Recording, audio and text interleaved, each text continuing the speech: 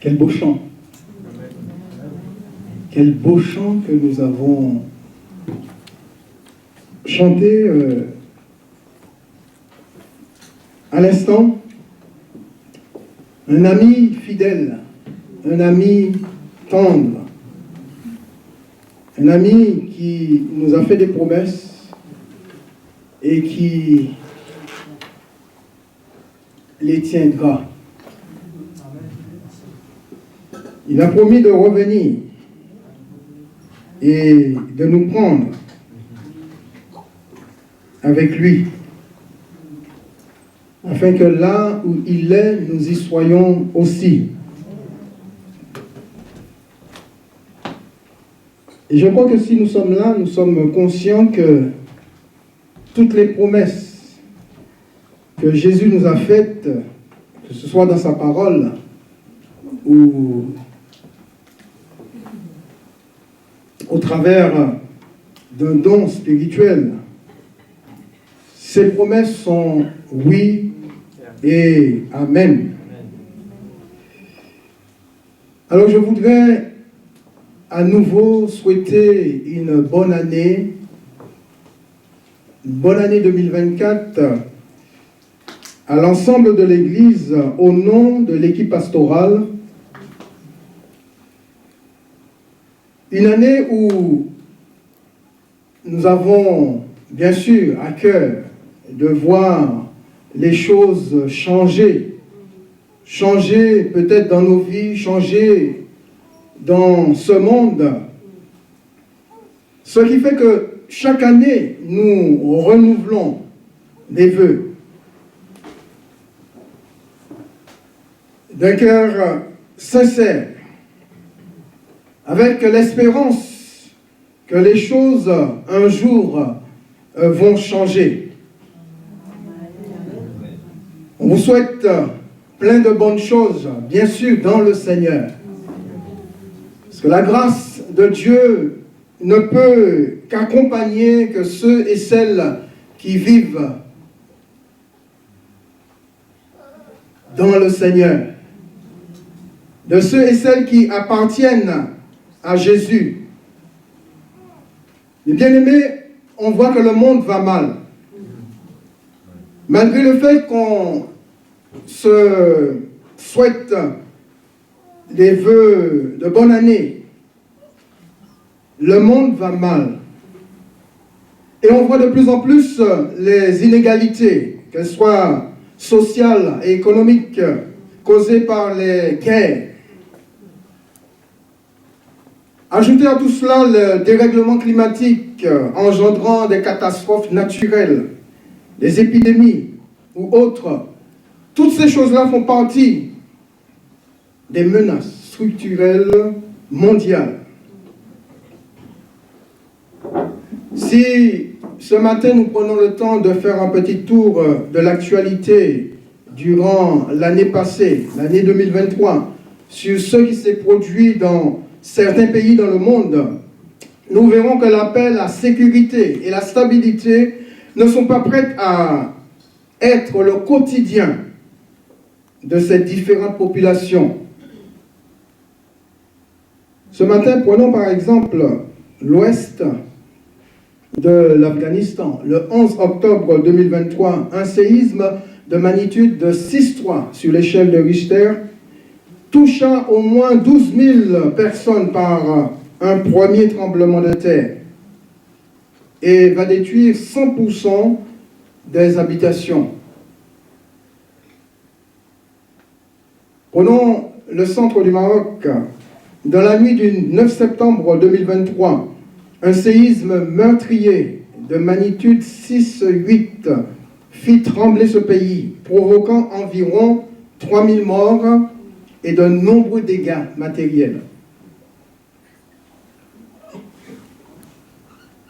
L'est de la Libye, une gigantesque inondation va provoquée par la tempête Daniel dans la nuit du 10 au 11 septembre 2023, va causer 11 000 morts dans plusieurs villes selon le bilan de l'ONU. Le sud-est de la Turquie et de la Libye ont été frappés par deux séismes de magnitude 7-8 le 6 février 2023, causant la mort de milliers de personnes et occasionnant en même temps de nombreux dégâts matériels. Plus d'1 million de personnes ont été privées de leur maison. Ajoutez à cela, il y a les différentes guerres, la Russie, l'Ukraine, qui, elle, a fait une dizaine de milliers de morts civiles et aussi militaires.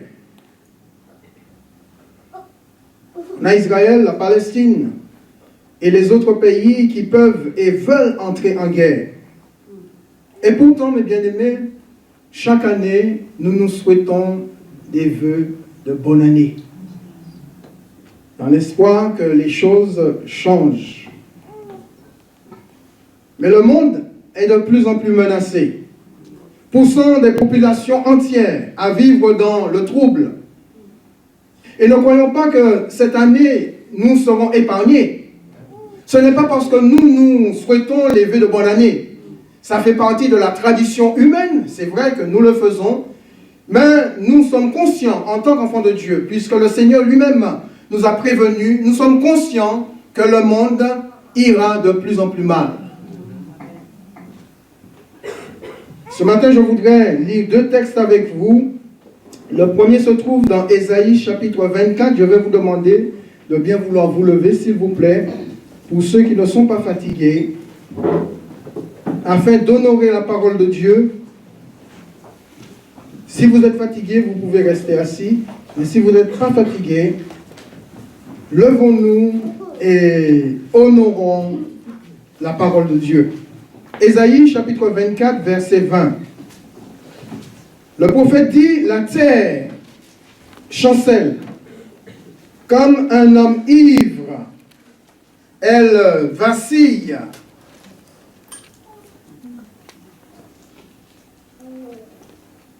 Comme une cabane, son péché pèse sur elle. Je relis. La terre chancelle comme un homme ivre. Elle vacille comme une cabane, son péché pèse sur elle. Et bien aimés, la Bible nous dit que nous vivons dans ce monde, mais que nous n'appartenons pas à ce monde. Au-delà de tout ce que le monde peut vivre, j'ai ce matin une bonne nouvelle pour déjà nous, les enfants de Dieu. Et je voudrais ce matin que nous soyons encouragés par la parole de Dieu. Alors que le monde est prêt à chanceler, à vaciller, le Seigneur voudrait ce matin que nous soyons encouragés par sa parole pour que nous ne puissions pas être troublés dans nos cœurs comme le monde l'est. Et nous allons lire dans ce deuxième texte ce que Jésus nous dit au travers de l'évangile de Jean, chapitre 14, versets 1 à 6.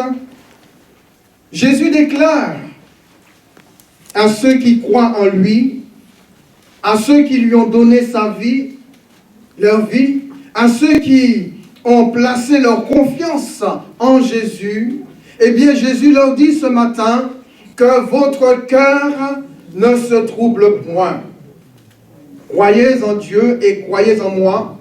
Il y a plusieurs demeures dans la maison de mon Père. Si cela n'était pas, je vous l'aurais dit. Je vais vous préparer une place. Et lorsque je m'en serai allé et que je vous aurai préparé une place, je reviendrai. Et je vous prendrai avec moi, afin que là où je suis, vous y soyez aussi. Vous savez où je vais, et vous en savez le chemin. Thomas lui dit, Seigneur, nous ne savons où tu vas. Comment pouvons-nous en savoir le chemin? Et la réponse de Jésus fut, Jésus dit, je suis le chemin, la vérité et la vie. Nul ne vient au Père que par moi. Amen. Prions quelques instants, s'il vous plaît. Père, nous te bénissons. Et nous te rendons gloire et honneur. Parce que c'est toi qui nous as gardés tout au long de cette année 2023. Tu as été présent dans nos vies. Tu nous as protégés. Et quelquefois, Père, tu nous as arrachés du danger. Alors ce matin, nous sommes pleinement reconnaissants pour la grâce et le privilège que nous avons de t'appartenir, d'être appelés enfants de Dieu. Seigneur, merci pour cette nouvelle année que tu nous accordes encore dans ta grâce. Et notre prière, Seigneur, c'est que tu continues à nous aider, Seigneur. Tu continues encore à nous guider, Seigneur. Tu continues encore à nous éclairer, Seigneur. Tu continues encore à parler à nos cœurs. Merci pour ta grâce, pour la vie de tout un chacun ce matin. Puisse ta parole, Seigneur, faire du bien à nos âmes. Merci de nous encourager, Père.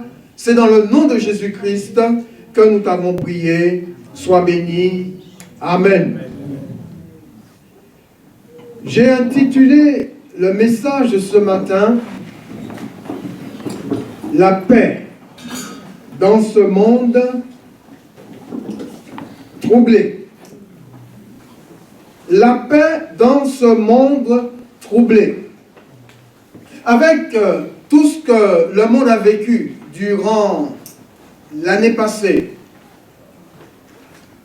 vous avez ouvert votre poste de radio ou de télévision pour écouter les informations. Quelquefois, c'est en boucle sur certaines chaînes de télévision et c'est toujours la même chose. Des problèmes par-ci, des problèmes par-là, des difficultés, des catastrophes, des enlèvements, des ceci, des cela qui poussent le monde dans le trouble. Et bien longtemps avant, Dieu a montré à son serviteur comment il voyait le monde, comment il voyait notre terre dans le futur. Et c'est la raison pour laquelle l'homme de Dieu va déclarer que le monde, la terre chancelle comme un homme ivre et qu'elle vacille sous le poids de son péché.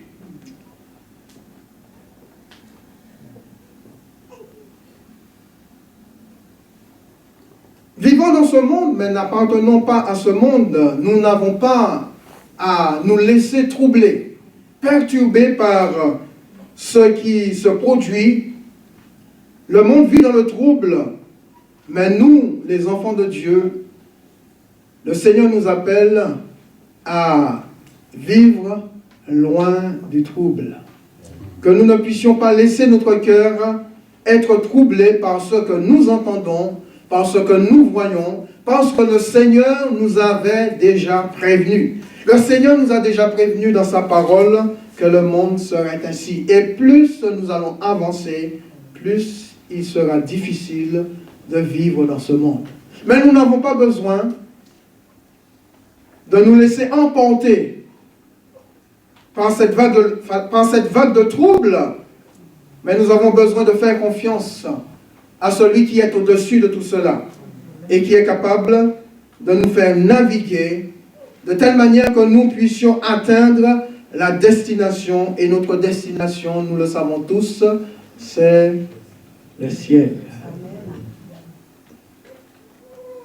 Nous avons déjà reçu la paix dans ce monde.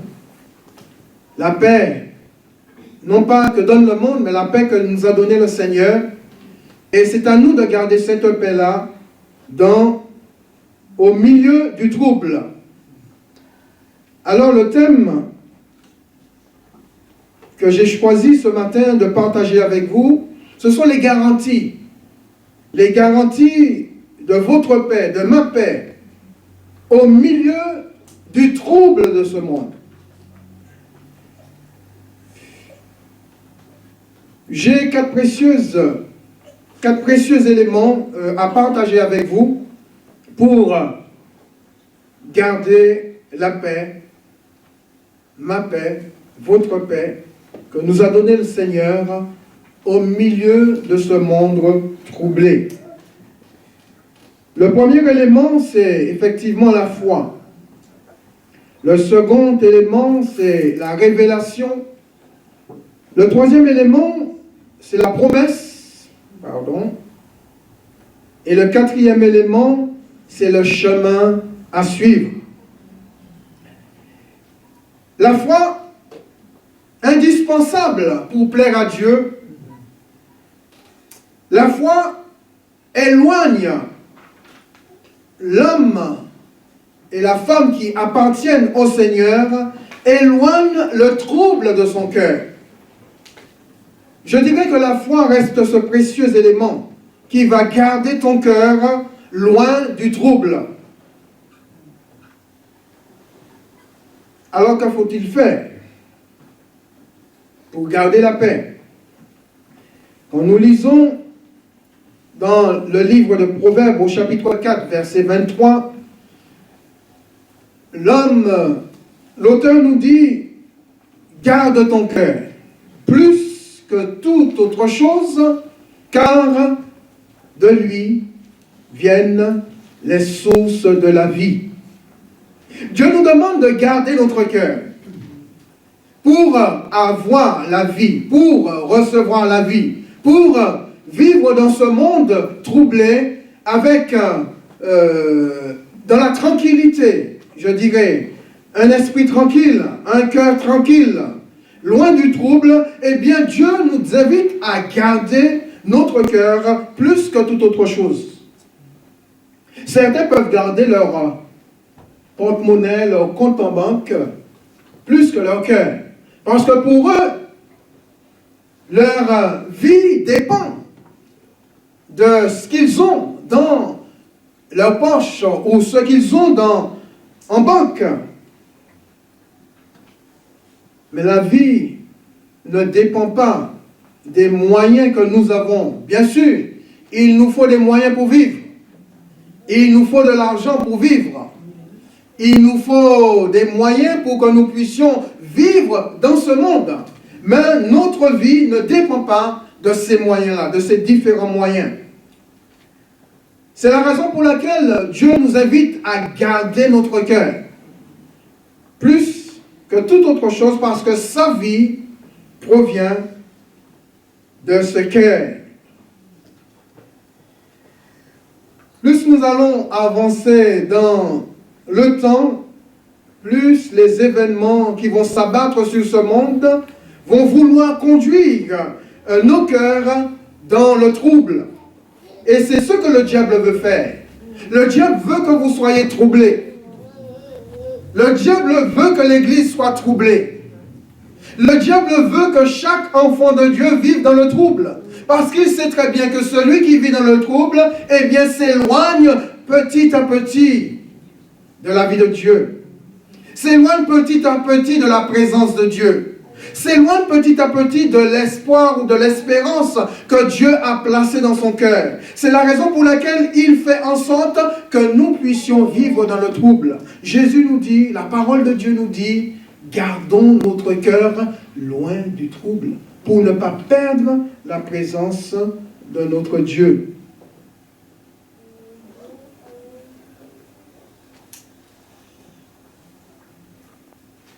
Le prophète, où Dieu montre au prophète le futur de ce monde, ou le futur de cette terre qui est déjà écrit. Et nous nous rendons compte, ce n'est pas du tout un futur glorieux, d'après ce que nous avons lu. Alors pour ceux et celles qui s'attachent à ce monde, qui s'attachent aux choses de la terre, eh bien, ils ont placé leur confiance et leur espérance dans des choses qui ne pourront rien faire pour eux. Nous devons, comme la parole de Dieu nous le révèle, voient comme Dieu voit, le monde, la terre, notre terre, la voir chancelante. Et l'auteur prend l'image d'un homme ivre, un homme qui manque d'équilibre. Et je trouve cette image très forte qui nous concerne, qui concerne notre terre. C'est une image très forte pour nous permettre de comprendre ce qui nous attend dans un futur, peut-être proche ou lointain, peu importe. Mais en tout cas, c'est ce qui attend ce monde par rapport à son péché qui pèse sur lui.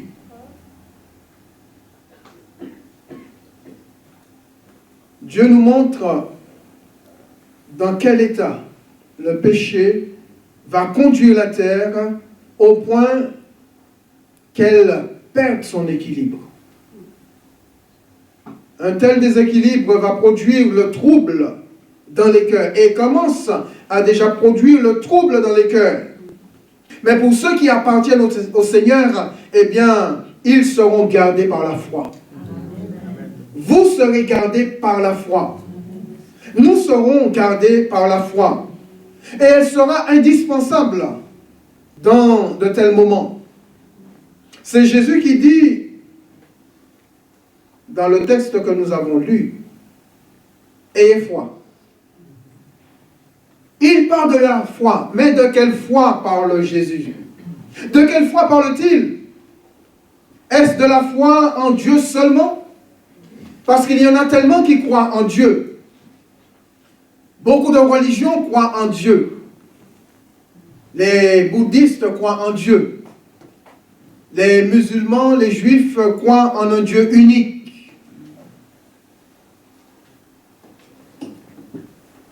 Beaucoup croient en Dieu, mais est-ce suffisant de croire en Dieu seulement? Eh bien, Jésus va plus loin, il dit non seulement d'avoir la foi en Dieu, mais aussi d'avoir la foi en celui que Dieu a envoyé, c'est-à-dire Jésus-Christ.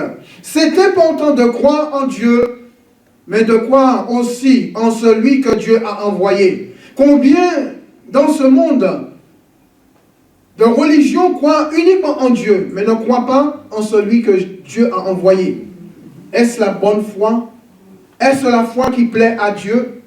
Est-ce que c'est la foi qui est agréable à Dieu? Non, pas du tout. Parce que la foi qui plaît à Dieu, c'est la foi en Jésus. Croire en Dieu, mais croire aussi en celui que Dieu a envoyé, c'est-à-dire Jésus-Christ, son Fils unique. Certaines religions, pour ne pas donner de nom, croient en Dieu, en un Dieu unique, c'est vrai, et leurs propres guides, qui sont censés être le porte-parole de Dieu, demandent à ce qu'on bénisse le péché, alors que celui qui, entre guillemets, les a envoyés est du verbe haïr le péché. Mais bien aimé, la parole de Dieu, dans la parole de Dieu, le péché sera toujours maudit. Le péché sera toujours maudit. Et le pécheur béni. Dieu ne nous demande pas à bénir le péché et à maudire le pécheur, mais il nous demande de bénir le pécheur en l'arrachant de son péché.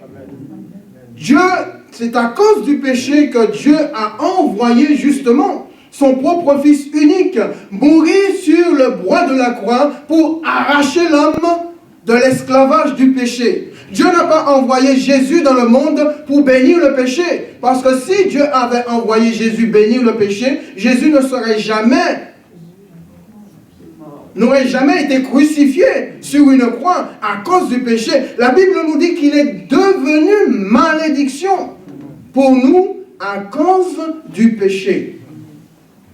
Et nous ne sommes pas appelés à bénir le péché, mais à bénir le pécheur en l'arrachant de la puissance et du pouvoir du péché.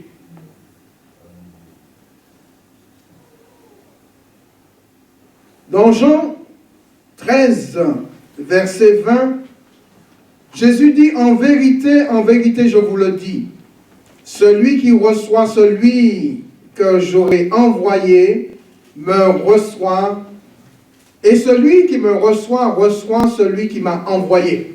Il y a trois choses à prendre en compte dans cette déclaration de Jésus. Première chose, c'est que tous ne sont pas envoyés du Seigneur. Amen. Tous ne sont pas envoyés du Seigneur.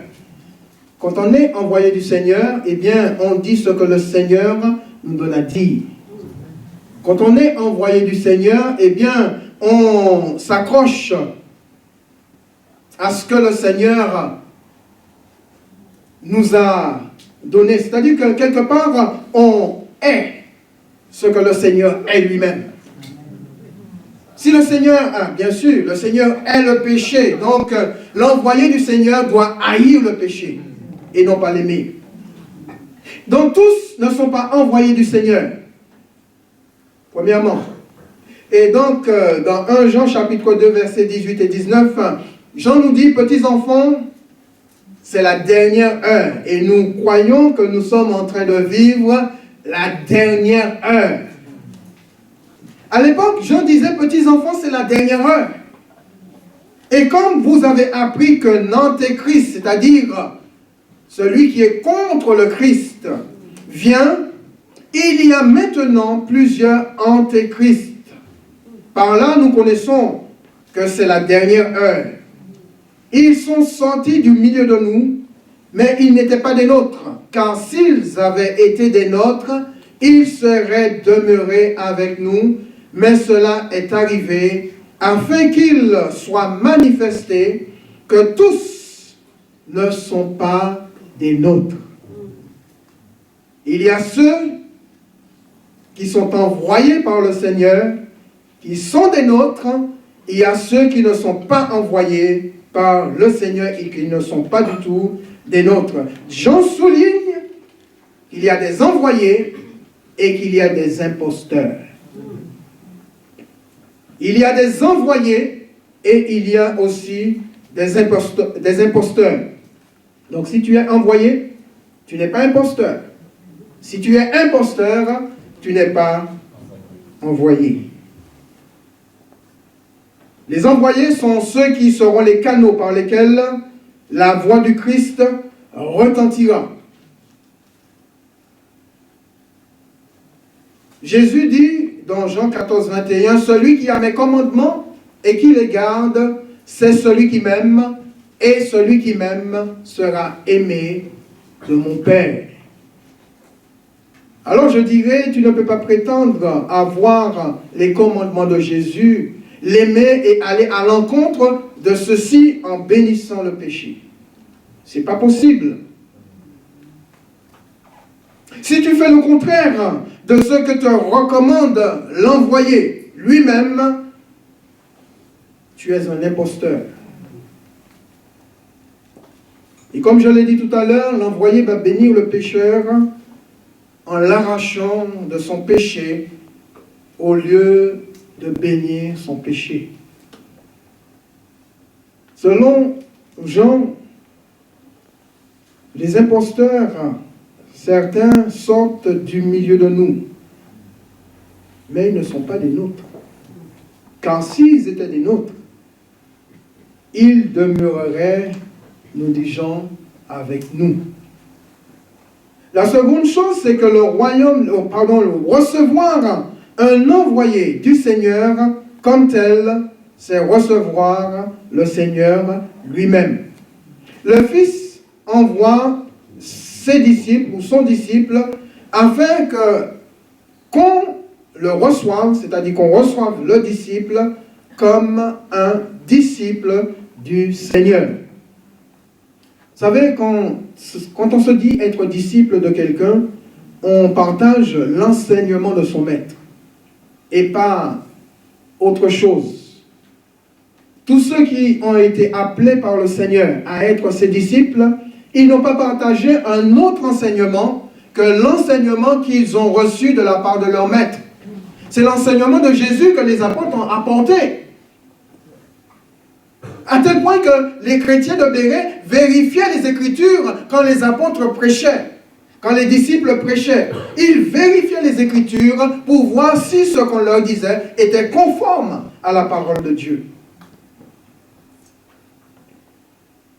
La troisième chose à prendre en compte dans la déclaration de Jésus, c'est que celui qui reçoit le Seigneur au travers de son envoyé, le reçoit lui-même, et celui qui le reçoit celui qui l'a envoyé. C'est-à-dire que Dieu a envoyé Jésus, Jésus a envoyé des apôtres, et ceux qui reçoivent les apôtres ou les disciples comme des envoyés du Seigneur reçoivent le Seigneur, et en même temps, comme il reçoit le Seigneur, il reçoit celui que le Seigneur a envoyé. Celui que Dieu, a envoyé, c'est-à-dire Jésus,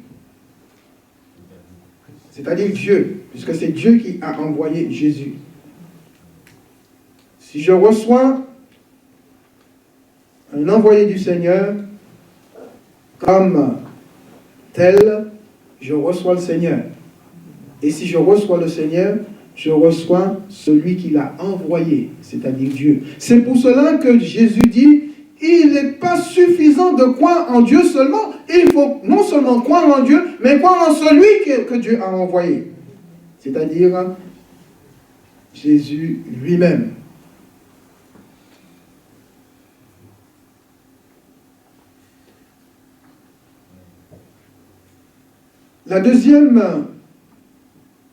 Le deuxième élément pour garder la paix, votre cœur en paix, loin du trouble de ce monde, eh bien la révélation est indispensable. Contre le trouble, la révélation contre le trouble du cœur. La révélation, c'est la vie. La révélation, c'est la vie dans un cœur troublé. Et quand un cœur troublé reçoit la révélation, eh bien, la révélation chasse le trouble pour placer la vie dans ce cœur. Et un cœur troublé qui vit continuellement dans le trouble ne peut pas recevoir cette révélation.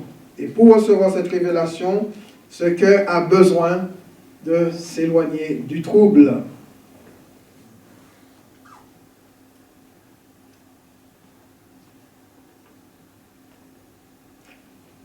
Donc, mon frère, ma soeur, si tu veux que la révélation de la parole de Dieu parvienne à ton cœur, il faut veiller sur celui-ci. La révélation est indispensable pour que les sources d'eau jaillissent de votre cœur. Dans le texte que nous avons lu, Jésus nous révèle quelque chose que nous n'aurions jamais su s'il ne nous l'avait pas dit. Jésus dit qu'une maison est disponible là-haut dans le ciel pour tous ceux qui appartiennent au Père. Vous avez entendu comme moi de ce que Jésus a dit. Ce que Jésus a dit. Qu'il y a une maison dans la maison de mon Père. Donc il y a une maison là-haut dans le ciel qui appartient au Père. Dans la maison de mon Père, Jésus nous révèle qu'il y a plusieurs demeures. Et qu'il s'en allait pour nous préparer une place. Une maison disponible là-haut dans le ciel pour tous ceux qui appartiennent au Père. Une maison est censée abriter des gens. La maison de mes parents reste cette demeure dans laquelle je vis et vivent tous mes frères et mes sœurs dans la chair. Et un étranger ne peut pas venir dire que cette maison lui appartient. Non. C'est la maison de mon père, c'est la maison de ma mère, c'est ma maison parce qu'elle nous appartient aussi, parce que nous faisons partie de la famille. Et elle nous appartient. Il faut dire que de nos jours, on voit et on entend tout et n'importe quoi. Il y a des gens qui ont le culot de s'approprier les biens d'autrui sans se soucier du mal qu'ils les font.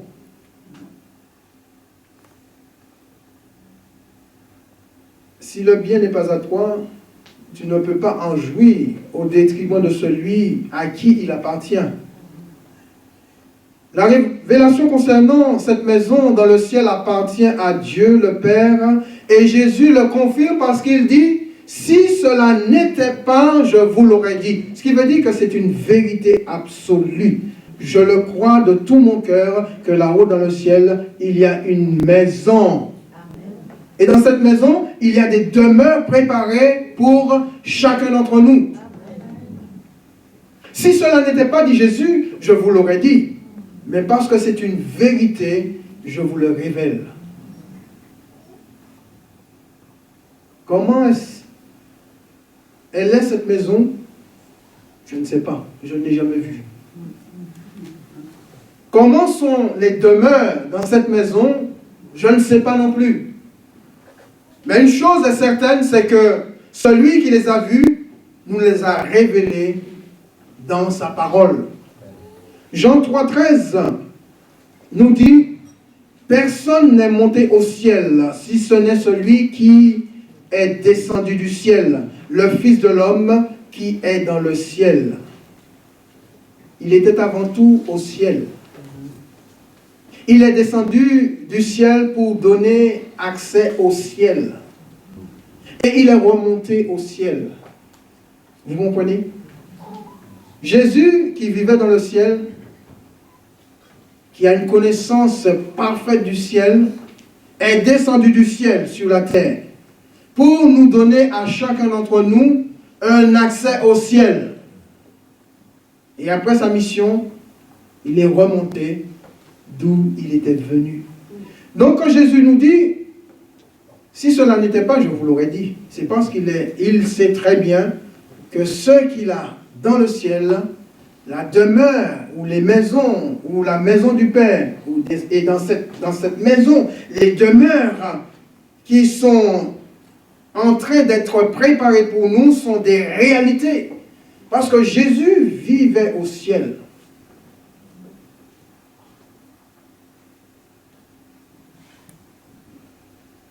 Je crois que personne d'autre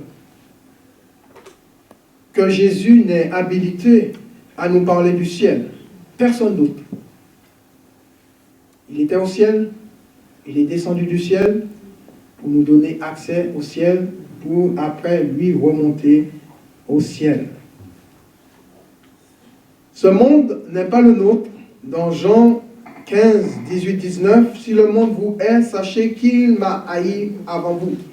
Si vous étiez du monde, le monde aimerait ce qui est à lui. Mais parce que vous n'êtes pas du monde et que je vous ai choisi du milieu du monde, à cause de cela, le monde vous hait. Mes frères et mes sœurs, nous ne sommes pas du monde, nous sommes bien de quelque part. Et ce quelque part, c'est où? Mais c'est bien le ciel. En tout cas, nous allons vivre un certain temps dans le ciel. Après, comment les choses vont être faites par Dieu, lui seul sait. La révélation conduit à la promesse. La promesse du retour chasse ou doit chasser le trouble du cœur. La promesse du Seigneur Jésus, du retour du Seigneur Jésus est le troisième élément précieux qui gardera nos cœurs loin de ce monde chancelant et de ce monde troublé. Jésus dit au verset 3, « Lorsque je m'en serai allé et que je vous aurai préparé une place, je reviendrai et je vous prendrai avec moi, afin que là où je suis, vous y soyez aussi. » Donc Jésus fait la promesse de revenir, chercher ceux pour qui une place a été préparée par lui dans la maison de son Père. Jésus revient bientôt, mes bien-aimés. Une telle promesse ne peut pas être prise à la légère par nous, les enfants de Dieu. Certains disent, comme à l'époque des apôtres, le Seigneur tarde dans l'accomplissement de sa promesse, doutant même de celle-ci. Mais ce qui est important de comprendre, c'est que Dieu ne tarde pas. Le Seigneur ne tarde pas dans l'accomplissement de sa promesse. Il a ses raisons. Et Dieu dit dans 2 Pierre chapitre 3 verset 9 que le Seigneur ne tarde pas dans l'accomplissement de la promesse comme quelques-uns le croient, mais il use de patience envers vous, ne voulant pas qu'aucun périsse, mais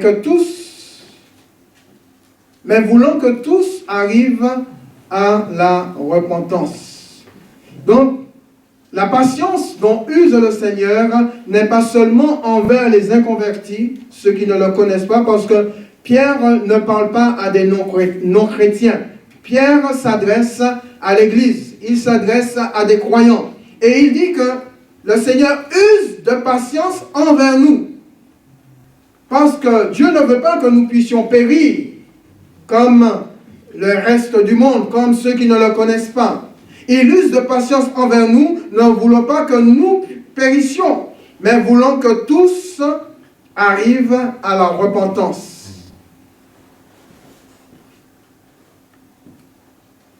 Jésus, la repentance n'est pas uniquement pour les inconvertis, elle est aussi pour nous, les chrétiens. Jésus n'est pas encore revenu pour deux raisons principales. La première, c'est qu'il y a des nôtres qui ont besoin de se repentir. La patience du Seigneur va jusqu'à attendre la dernière seconde pour la repentance de ceux-ci, puisqu'il ne veut pas nous perdre.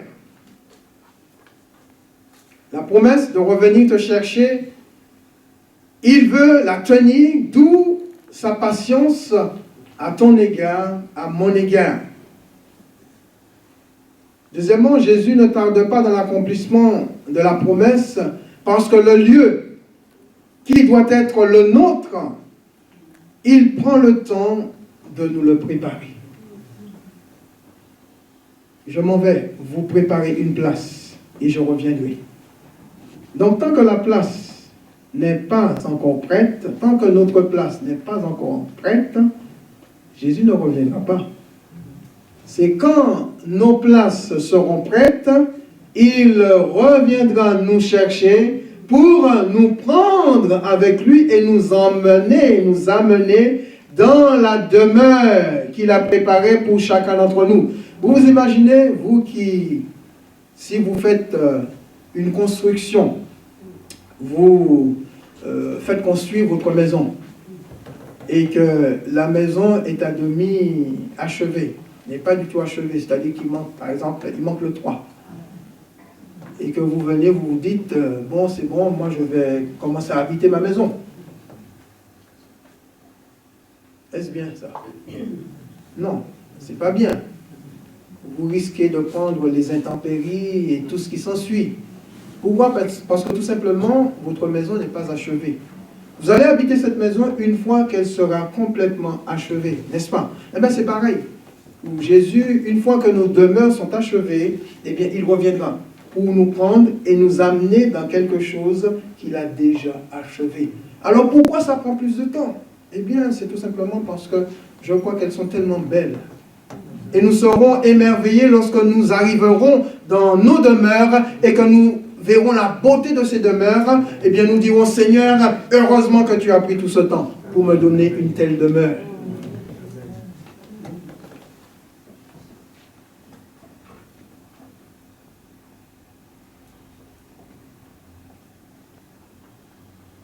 La promesse de son retour nous demande d'être patients et de ne pas nous laisser impressionner par le visuel, par du visuel, pour nous embarquer dans ce qui est passager et temporel. Je voudrais, comme mon père Abraham, avoir les yeux fixés sur les choses intemporelles, telle la cité, qui n'a de solides fondements et dont Dieu lui-même est l'architecte et le constructeur. Je voudrais, comme Moïse, détourner mes yeux des trésors que m'offre ce monde,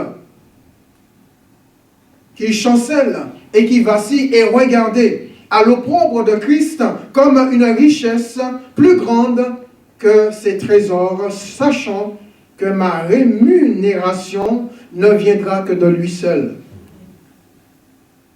Je veux être comme tous mes prédécesseurs, ceux qui n'ont pas obtenu les choses promises, mais qui les ont saluées de loin, et qui sont morts dans la foi parce qu'ils reconnaissaient qu'ils étaient étrangers et voyageurs sur la terre. Il est dit d'eux que Dieu n'a pas honte d'être appelé leur Dieu, car il leur a préparé une cité. Amen. La promesse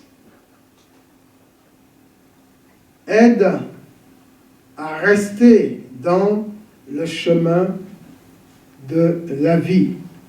Ce quatrième élément indispensable pour que le trouble, pour ne pas vivre dans le trouble, c'est que le chemin, il y a un chemin, un seul chemin à suivre pour arriver au ciel. Le chemin vous donne une direction et vous conduit quelque part. Jésus montre à tous, ou à tous les hommes de la terre, le chemin qui mène au ciel. Il déclare être ce chemin qui conduit au Père. Ésaïe 57, verset 14, il est dit, on dira frayez, frayez, préparez le chemin, enlevez tout obstacle du chemin de mon peuple. Amen. De la terre au ciel, bien sûr, on passe par la croix. De la terre au ciel, on commence son chemin par la croix, on le suit, on débouche sur une pente qui nous conduit au ciel.